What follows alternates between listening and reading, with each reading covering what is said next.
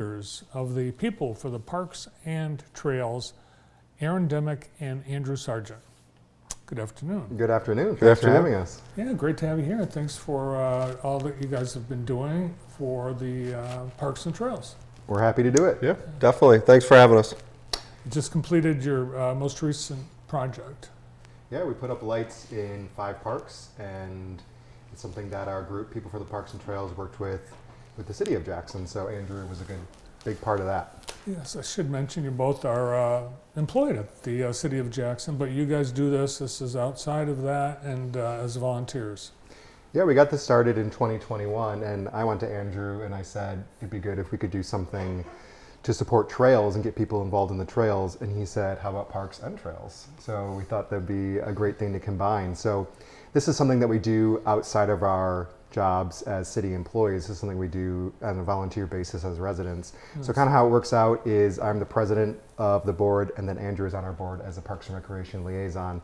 So when we want to do something as a group, we go to the city, and then that's when Andrew comes in and tells us what we can and can't do and what's feasible.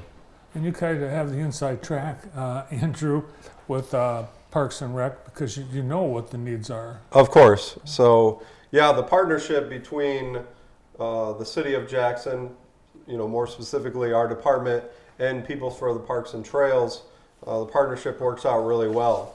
When we have a volunteer-based group that want to come in and do work within our city parks, our city trails, or just doing simple little projects, Aaron and I work closely together to see what needs to get done, and then we move forward. And obviously, when that takes place, we need volunteers.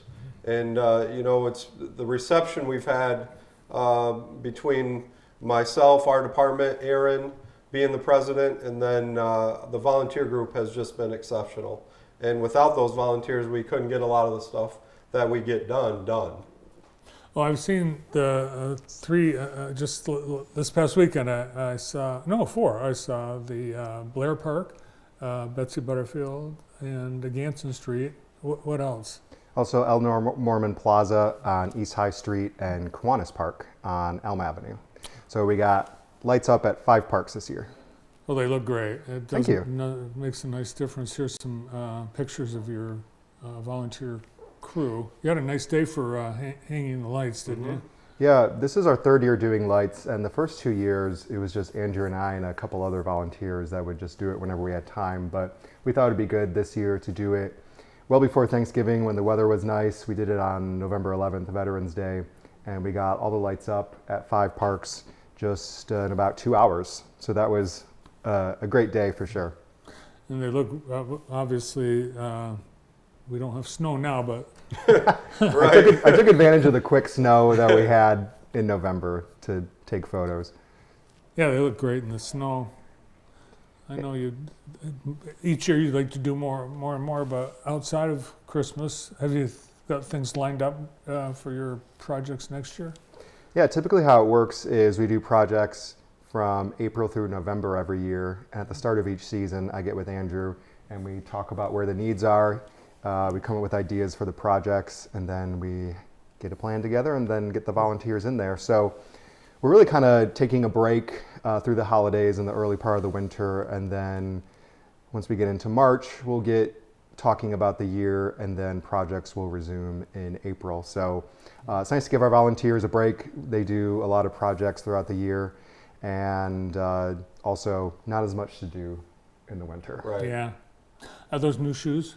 No, but Okay. they've just been in a box. So. All right. Well, do they qualify for the shoe cam? Oh, we got a shoot. I don't know if they qualify. We'll leave it up to the director whether they qualify now, but I would say they do. Your shoe and the hat, is it the hat new too? No. No. No. Well, I know you're a shoe guy. What do you want for Christmas? What do I want for Christmas? Yeah. I really don't need anything for Christmas. So we're just going to focus on the kids. I mean, I'll get a couple things. Andrew will get a couple things, but the focus is the How old are kids. the kids now? 18 and 14. Oh, Abby my. will turn 14 on Thursday. Wow. Oh, wow. Yeah. That's amazing. I know. And those are the ages that are hard to buy for. Yeah, because, I mean, they have stuff. They don't have any shortage of ideas. No, they don't. They continually think they need more Yeah. things. So. Just when you think you're done, they send you a new link. Right. We're going to do like an experience with them. So we're going to go out of town and go to Top Golf and have like a family day. Oh, fun. Yeah, try to do an experience with them. Abby will love Sounds nice. that. Yeah, Nolan will too. All right, let's talk about this year. Besides the Christmas decor at the parks, you've got a long list of accomplishments. Actually, I think we can go back to the whole history. You've got new trash cans at some parks. What are some of the things you've been able to do? Yeah, this year we did 10 volunteer projects, and the majority was in neighborhood parks, but we ended up doing cleaning up trash on one of the trails, and then we did our Halloween project, cleaning up Mount Evergreen Cemetery. So parks and trails, sometimes cemeteries. So we did 10 projects, and I kind of crunched the numbers and found out we had just over 100 individual residents who came out. City residents, Jackson County residents coming out just because they want to make a difference in parks and do something for their community. So it was a really big, successful year.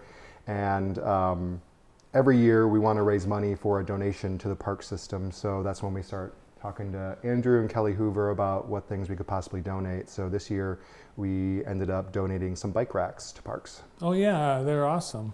And wasn't it a surprise to you that there were no bike racks at Ellis Sharp Park? Yeah, I was pretty amazed to find that out. Like our biggest That is surprising. our Yeah. biggest public park Yeah. that has a lot of connectivity to it because you definitely can bike there.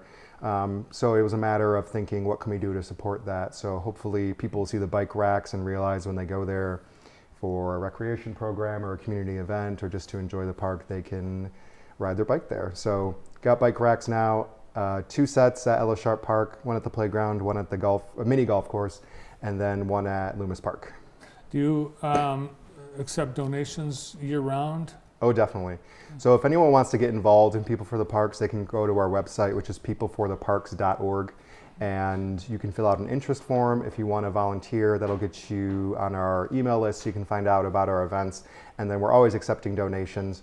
We're a nonprofit, so all the donations are really used to power our programs and our donations. So there's a donation tab on there, and we've been doing an annual end of the year fundraiser, and that's been going really well. But we always appreciate more donations because that means that we can do more things for parks. Yeah, there's a lot of things, supplies, and like the lights, and Yep. yeah. Andrew, the parks look great. Aaron, you guys have done an awesome job, and as staff that takes care of the parks, they're a jewel of the community. Yeah, thank you. What do you think? Are there certain areas that you guys, want to target, or types of projects that you want to do next up? Well, I think what happens is, like Aaron said, we kind of take a break. And then come March, come April, we reassess for the start of the season, because really the springtime is the start of our season again. So I do a tour of all the parks and trails and see what needs to be done to get us up and going for the new season, and then just take notes, and then I just sit down with Aaron and go over, okay, let's get a group into this park, let's get a group into this park. There's always something that needs to be done within our park system for sure. That doesn't take a financial obligation, but we can just go in with the group and then spend a Saturday and get work done. While I have you here, I know this isn't a PPT project, but the city's redoing the mini golf course at Ellis Sharp Park. It's pretty much all taken apart right now. What do you know? What's going to happen? What's going to look like? Yeah, so they pretty much reconstructed the fountain area because that didn't work anymore. If you remember the hill, that whole water stream didn't work for quite a few years, and unfortunately we couldn't find anybody to come in and renovate it and get it up and running again. So they just reconstructed it with the rocks and cut down some trees in there just to make it a little more open and more presentable. And so far it looks really good. Awesome. Well, we'll look forward to that. Is that planned to be reopening by next year? Should be, yes. Nice. Yep. Great. Well, I should ask you, what do you want for Christmas, since I asked Andrew? Donations for people for the parks and trails. That's what I want for Christmas. All right. Well, I hope you get them. Yeah. Hope you get yours. And thanks for all you guys and all your volunteers do for the community. Yeah, Thank you. really. The volunteers are the basis of our group, and we appreciate that. Plus, Aaron does a great job in getting all the info out and setting up the days that we have volunteer opportunities. So Aaron does a great job with that. And anyone can volunteer on a event by event basis. They don't have to commit to a long-term Nope. thing. That's right. It's really casual. It's just a matter of showing up and getting to work. We want to collect people's information so we can send out information through email and social media about our events. But you don't have to be a city resident. You don't even have to be a Jackson County resident. You can just show up.